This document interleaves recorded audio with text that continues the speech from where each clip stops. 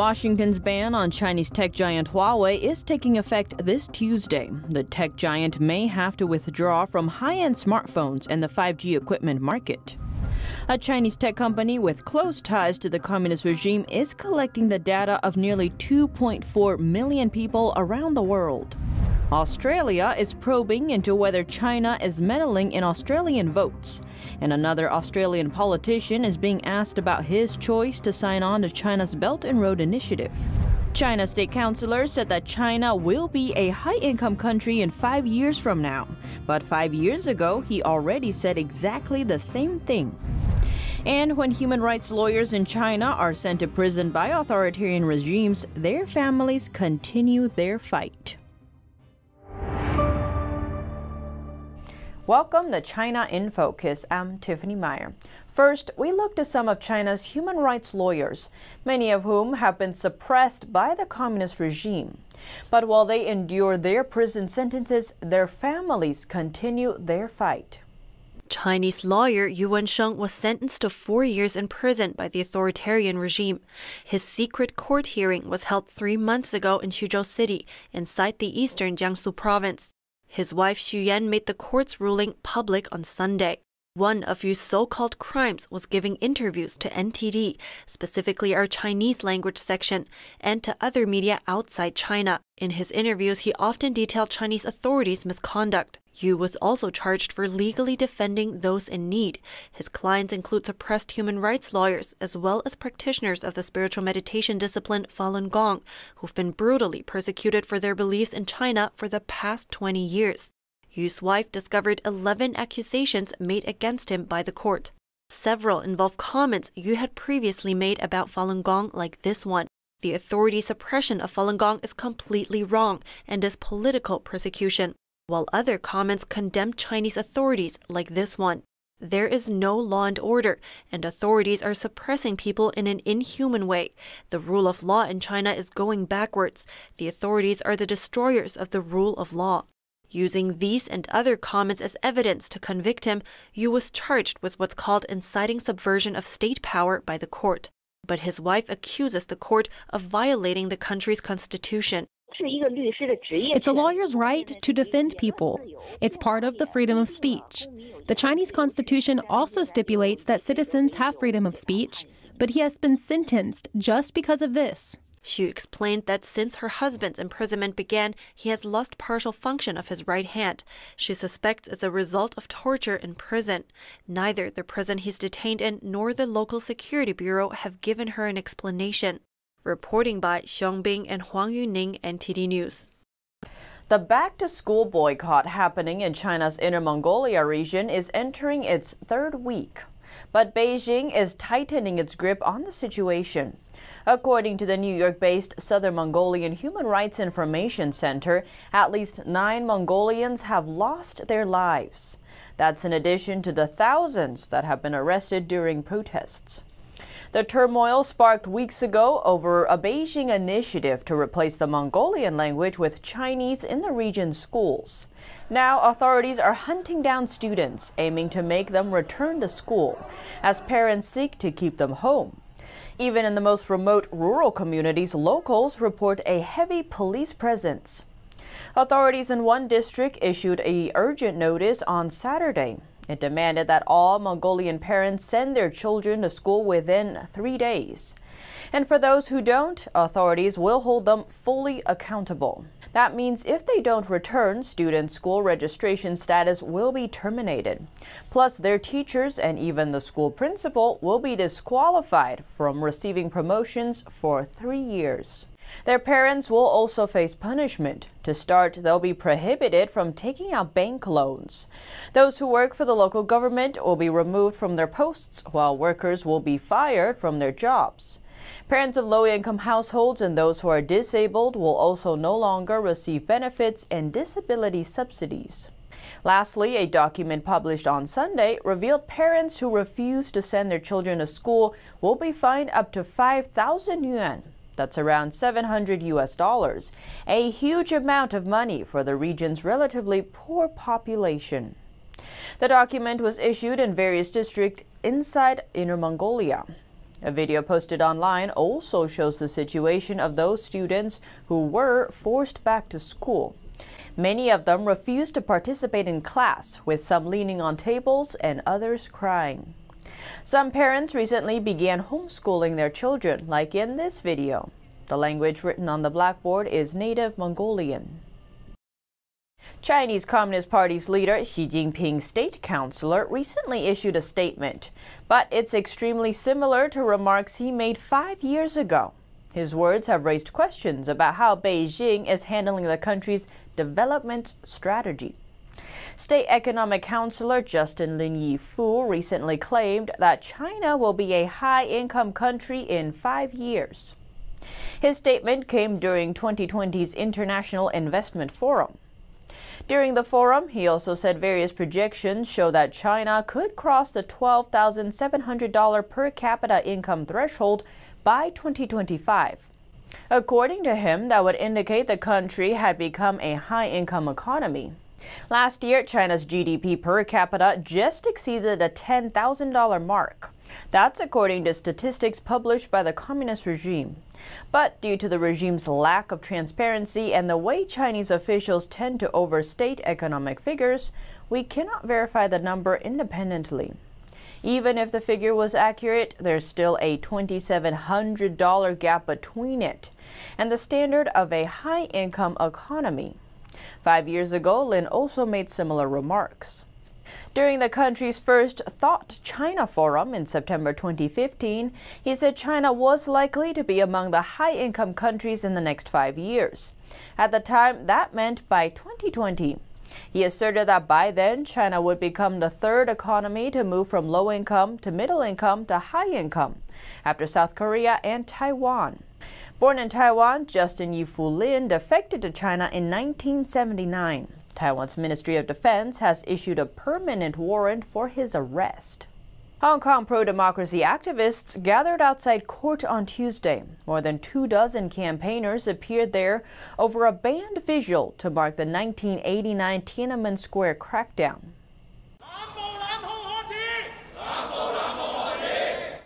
Hong Kong activist leaders Joshua Wong, Jimmy Lai and 24 others from the pro-democracy movement were in court on Tuesday over the banned vigil that they participated in June, the vigil commemorating the 1989 Tiananmen Square crackdown. It was the first time in 3 decades that the vigil had been banned in semi-autonomous Hong Kong, with police citing coronavirus restrictions as the reason. Still, despite the ban, tens of thousands of people lit candles across the city in what was largely a peaceful event on June the 4th, bar a brief skirmish with riot police in one neighbourhood. Lee Chuk-yan was one of the vigil's organisers. We insist that condemning the Tiananmen massacre every year with a candlelight is no crime. We insist that we have the constitutional right to express ourselves against the Tiananmen massacre and to commemorate those who sacrificed. The anniversary struck at an especially sensitive time, falling just as Beijing prepared to introduce its new security legislation, which punishes anything China sees as subversion, secession, terrorism, or collusion with foreign forces with up to life in prison. June the 4th commemorations are banned in mainland China, but Hong Kong traditionally held the largest vigils globally every year. A Chinese mainlander says he understands the plight of Hong Kongers. He says the region will change tremendously now the CCP is taking over. Former Alibaba senior technician William Guo describes his journey in Hong Kong in the second part of our interview. William Guo has been working as a senior Alibaba technician for 2.5 years. He specialized in overseas Ali Cloud technology business and was a top expert in the industry. Before that, Guo used to work in Hong Kong for a couple of years. He started his job there since 2011. Unlike the short-term business trips he had before, the longer stay considerably changed his outlook. His first impression of Hong Kong was that it was a clean and convenient place to live. He said he felt different when going shopping or eating in restaurants there. It had an atmosphere different from that in mainland China. He then realized that what he felt was a sense of security. Once you go across the Hong Kong border, for example, if you enter China from the Shenzhen border, you will need to hold tight to your kids. But if you're in Hong Kong, you will allow your kids to play around. It's a lot safer. He said honestly that the June 4th memorial gathering in Victoria Park did not mean much to him back in 2011. He still believed the descriptions from media mouthpieces of the Chinese Communist Party, or CCP.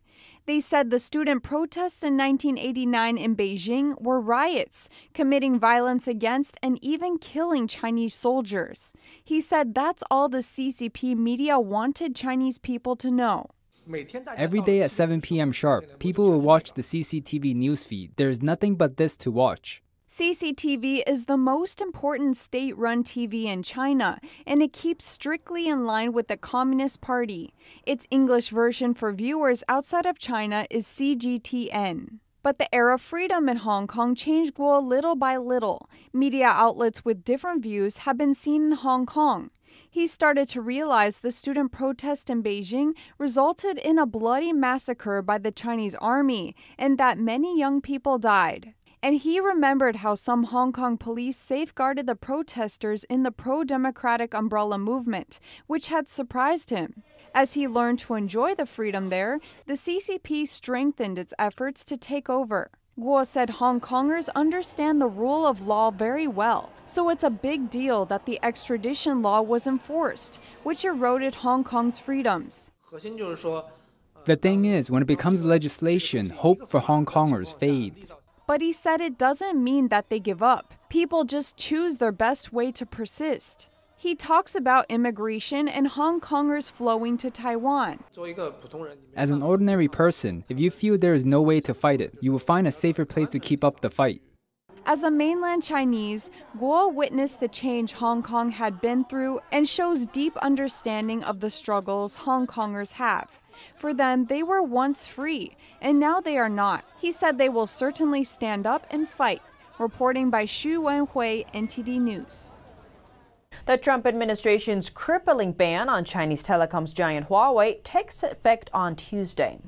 The move aims to cut the tech company off from its chip suppliers. One Chinese state media report says turning to other markets might be Huawei's only way out. NTD's Juliet Song reports. The U.S. ban on Huawei is taking effect this Tuesday. It marks the day the Chinese giant officially loses access to advanced chip supplies. And these chips are vital for making its high-end smartphones and 5G equipment. Chinese state media outlet Security Times reports that Huawei is now facing a dead end in the smartphone market. The report says a semiconductor expert who said the company's only way out is to turn to other areas, like laptops or cars. The expert said it's difficult for Huawei to look for alternative chip suppliers in China. That's because Huawei needs advanced chips for its high-end smartphones. But compared to its overseas suppliers, Chinese manufacturers' technologies lag generations behind. Even some Chinese manufacturers may have trouble circumventing the U.S. ban. Under it, if chip makers using American technology were to supply chips to Huawei, they'd have to get a license from the U.S. first, and the bar for the license is high. Even China's largest chip maker, SMIC, still needs Washington's approval to continue supplying Huawei. The Chinese expert cited by Security Times said even though the company can access low-end chips, it wouldn't give Huawei a competitive edge. Another last-ditch option is to establish a self-reliant semiconductor supply chain, but that's no easy job either. China has been trying for years to produce its own cutting-edge semiconductors, but that effort just suffered a setback. Of the two companies supposedly leading the country's tech breakthroughs, one is on the verge of collapse, while the other faces potential U.S. sanctions. Juliet Song, NTD News. Oracle wins the bid over Microsoft in TikTok sale talks. Oracle is a U.S.-based multinational computer technology corporation and is happy to announce its cooperation with TikTok, the video sharing platform with about 100 million monthly active U.S. users. U.S. Treasury Secretary Steven Mnuchin also confirmed that the government received Oracle's bid for the TikTok operation. A key issue for the deal was U.S. user data protection. Whether the deal will be approved by the Trump administration now becomes the focus. President Trump signed an executive order on August 6th, ordering Chinese company ByteDance to sell TikTok to a U.S. company. The sale had to be done within 45 days, or TikTok would have been banned in the U.S. Oracle said Monday that it would work with ByteDance and keep TikTok operations in the United States. Oracle said it would be structured as a partnership rather than an outright sale. This is part of the proposal that ByteDance submitted to the U.S. Treasury over the weekend. In the proposal, Oracle will be TikTok's trusted technology provider. According to Mnuchin, the deal includes a commitment to make TikTok a U.S.-based global company. The move will create 20,000 new jobs. Federal officials have seized a shipment of counterfeit masks. A huge amount of fake N95 masks came in from China. Chicago Customs and Border Protection officers took a sample of masks from a shipment coming in from China. The shipment contained 500,000 masks. It was bound for a company in New Jersey. The CDC tested the masks and they found that 1/10 were below 95% effectiveness at filtering. The entire shipment was then seized. The FDA have already barred more than 60 N95 type mask manufacturers in China from exporting to the U.S. Testing found that many of their products were far short of our quality standards. And in a separate move, Senator Tom Cotton wants to strip China of its permanent most favored nation status. He says the special trade status is what caused the loss of American manufacturing jobs to China. He'll introduce a new bill this week. Senator Cotton, an Arkansas Republican, said the bill would instead make China's status subject to an annual review and approval. This week is the 20-year anniversary of granting China permanent most favored nation status, something that Joe Biden voted for and that he still defends to this day, even though making that most favored nation status permanent and automatic, putting it on autopilot every year, led to the so-called China shock when we sent millions and millions of our manufacturing jobs to China. The move to give China the status normalized trade relations between the United States and China. It also opened the floodgates to American investment in China and encouraged U.S. companies to develop China-centric supply chains. Cotton said that by making the special status subject to annual review and approval, this would put pressure on China's communist leaders to uphold their trade obligations and the rights of their own citizens. What happened before 2000 is that the president and the Congress would review China's progress towards being a market-based economy and protecting human rights. There were some pretty fierce debates in the 1990s on an annual basis about Chinese backsliding, especially after Tiananmen Square. We need to go back to that approach.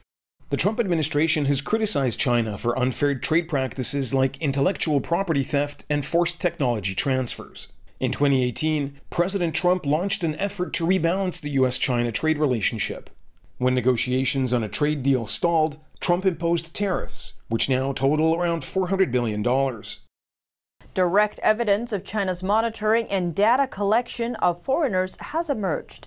A Chinese tech company with close ties to the communist regime is reportedly collecting data of nearly 2.5 million people around the world, including over 50,000 Americans. Heads of the state from the UK, Canada, Australia, and India, prominent politicians and their family members, military officers, the British royal family, and promising entrepreneurs whose startups are developing cutting-edge technology. These are among the 2.4 million people targeted by one Chinese company, which has been developing a massive profile database over the past 3 years. That's according to media reports about a leaked database developed by Zhenhua Data, a tech company from China's Guangdong province. Translated from Chinese, the company's name means China Revival. The database was initially obtained by independent American researcher Christopher Bolding last year. Several media outlets from India, Australia, the UK, and more revealed it. According to a new research paper co-authored by Bolding and cyber expert Robert Potter, the majority of the data was collected from publicly available sources. That includes social media and news articles. But the experts say the sheer scale of the data is concerning. The experts also point out the Chinese company's close ties with the communist regime. The company maintains extensive partnerships with China's defense and intelligence agencies.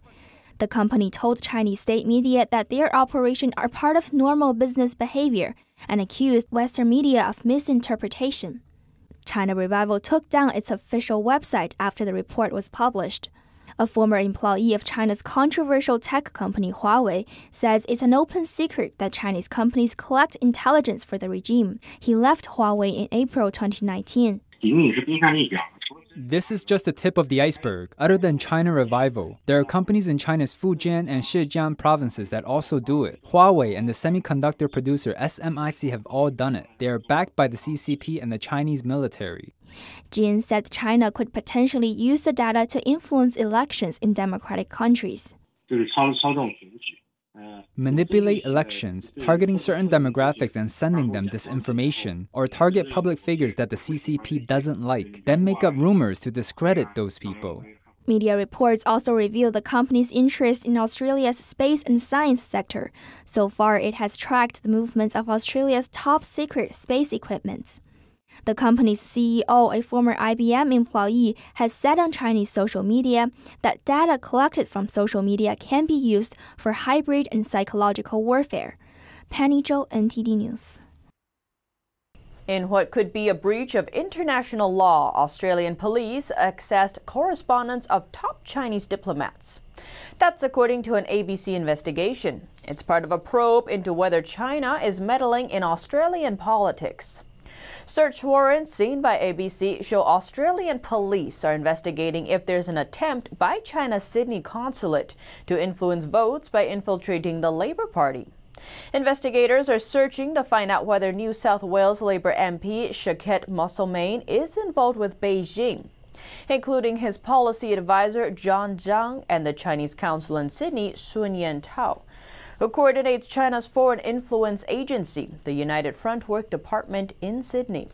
According to ABC, policy advisor Zhang accused Australian authorities of seizing his emails and messages between top-level diplomats in what would be a breach of international and Australian law. But if Zhang is convicted of foreign interference, he could face up to 15 years in jail. Aside from Zhang, the warrants also name at least 7 other people suspected of being part of the plot to meddle in the elections. 3 of those are journalists working for Chinese state-run media. Federal agents raided Musselmain's home and office in June. Musselmain has denied any wrongdoing. Tensions have simmered between the two countries since Australia questioned the origin of the virus.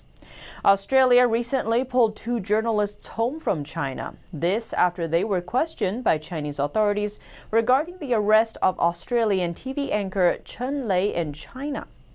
Senior officials, meanwhile, told ABC the questioning could be in retaliation to the investigation. And another Australian politician is also facing questions regarding China. Victoria's Labour Premier Daniel Andrews is being asked about his choice to sign on to China's controversial Belt and Road Initiative. It's part of a push to review foreign agreements that could pose a threat to national interest under Prime Minister Scott Morrison's new Foreign Relations Bill. The Belt and Road Initiative in Victoria is expected to be one of the first major deals to be cancelled under the new bill. China, meanwhile, has increased pressure on Australian exports. The General Administration of Customs in China is imposing enhanced inspection on shipments of Australian wheat. According to the Australian government, China is one of Australia's biggest wheat exporters. In 2017, China imported nearly $400 million worth of wheat from Australia. This comes after Beijing imposed a crippling 80% tariff on Australian barley in May. And that's all for today's China in Focus. Thanks for watching and see you tomorrow.